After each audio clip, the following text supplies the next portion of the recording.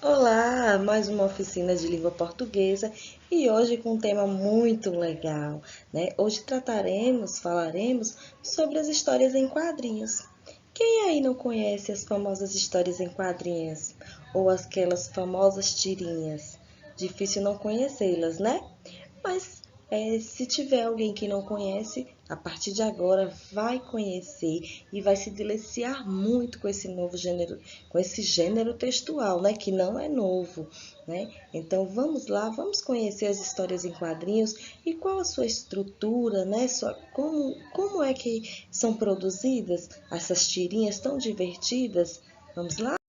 E temos aí uma parte de uma história em quadrinho, né? E nessa história em quadrinho a gente percebe o quê? Que ela é formada através de textos e imagens, né? E esse texto, a junção desses textos e dessas imagens, elas vêm para quê? Vem com o objetivo de narrar uma história, né?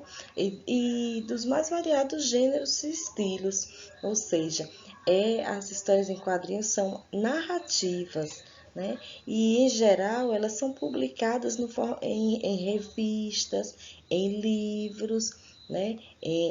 São publicadas também de forma de tirinhas, em jornais, né?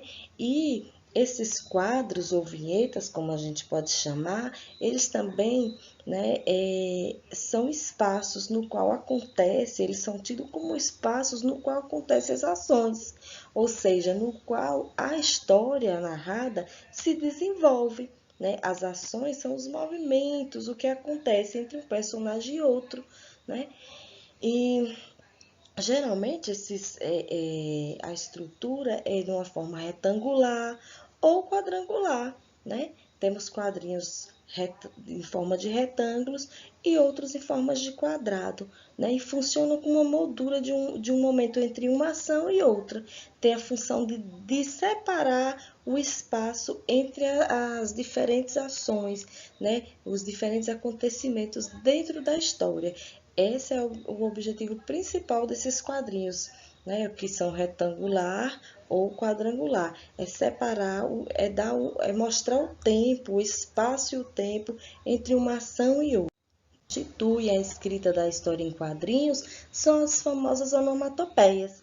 Né? As onomatopeias, para quem não sabe, são essas palavrinhas que vocês estão vendo aí nas imagens, que elas vêm para representar a voz de animais, né? O som da voz dos animais, ou de ruído de objetos, como o ruído de uma porta, como o som de um trovão um dia chuvoso, como o som da mastigação de alguém que está se alimentando, ou de alguém que está tremendo de frio ou de medo.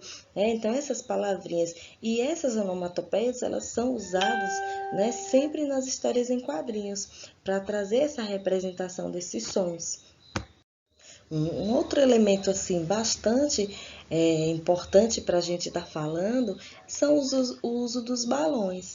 Se a gente observar as histórias em quadrinhos, elas vêm dentro dos quadrinhos para delimitar o espaço e tempo em que as ações ocorrem, né? Vem as onomatopeias para indicar os sons e ruídos das coisas e dos animais e dos objetos, e os balões que são essenciais para expressar tudo aquilo que os personagens ou sentem ou falam, né? São os balões, eles são diferentes uns dos outros, né? E eles é o que delimita a fala desses personagens. E são diferentes justamente por quê? Porque existem balões específicos para cada situação. Se a gente observar aí na imagem, vai perceber o balão da fala, né? O balão do pensamento, do grito, o balão que representa o sentimento de amor, o balãozinho que representa aquele quando você tem uma ideia, né? Ou quando você fala baixinho, faz um cochicho. Então, tudo isso é representado por balões, balões específicos para cada situação. E é muito importante a gente saber que as histórias em quadrinhos, ela não surgiu no Brasil, ela surgiu em outro país, né? Surgiu primeiro nos Estados Unidos, apesar que as histórias em quadrinhos, a história dela vem desde a pré-história, desde o tempo das cavernas, né? Mas a Pro não vai entrar nessa questão, e sim dizer para vocês que aqui no nosso país, no Brasil, existem grandes autores dessas tão queridas histórias, né? Que são as histórias em quadrinhos. E os autores dessas histórias, eles recebem um nome, eles são chamados de cartunistas, né? Que usam a criatividade, né, para representar através desses balões, através das imagens, toda aquela narrativa.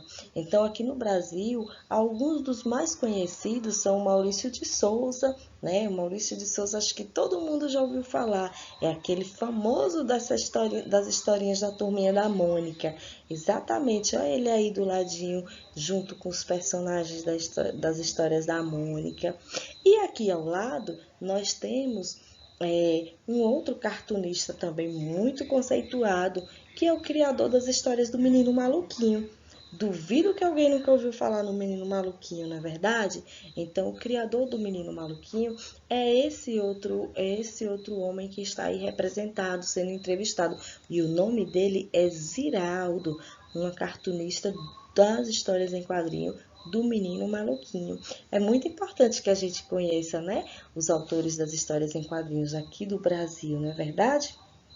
E também é importante a gente saber que as histórias em quadrinhos também, elas podem trazer inúmeras situações, elas podem trazer histórias para nos divertir e podem trazer também histórias, tirinhas que nos traz uma reflexão sobre a realidade em que a gente vive, que falam sobre política, que falam sobre diversas coisas, né? A gente tem que lembrar sempre que além da diversão, ela também traz algo que pode nos levar a refletir sobre a nossa vida no cotidiano, tá bom? E agora que a gente já viu quais são os elementos constitutivos de uma história em quadrinho, constitutivos são aqueles que fazem parte da construção da história em quadrinho, né, que elas são representadas pelos quadros, que elas são representadas, que elas são construídas dentro de quadros, que elas são utilizadas onomatopeias para identificar sons e barulhos de diferentes objetos e coisas, e que são que as conversas acontecem por meio da representação dos balões, né? Que existem diferentes balões para representar o tipo de conversa, o tipo de pensamento, o tipo de sentimento que as pessoas da história, os personagens estão sentindo. Já que a gente já viu tudo isso, agora a gente vai fazer um link entre as histórias em quadrinho e tudo aquilo que a gente já veio falando sobre a pandemia do coronavírus. Então, agora, com os dados daquela pesquisa familiar que vocês fizeram aí, com os parentes de vocês a respeito da vacinação, a Prozinha vai pedir que vocês agora criem uma historinha em quadrinho, né, com esses dados colhidos aí dentro de casa. Utilize os familiares para ser os principais personagens da sua história em quadrinho, né, falando sobre a vacinação, sobre o sentimento. Representa para a gente o sentimento dessas pessoas através, né, através daqueles balõezinhos. Então, a prova vai ficar aqui esperando essa devolutiva de vocês. E na dúvida da construção da sua história em quadrinho, assiste o vídeo novamente e lembra lá da função de cada balãozinho, a função de cada onomatopeia e constrói a sua história em quadrinho e manda para a Pro, que a Pro vai ficar esperando, tá certo? Pede a Pro do regular que envia aqui para a Prozinha, tá certo? Então a Pro vai ficar aguardando a historinha em quadrinho de vocês e até o nosso próximo tema. Beijo!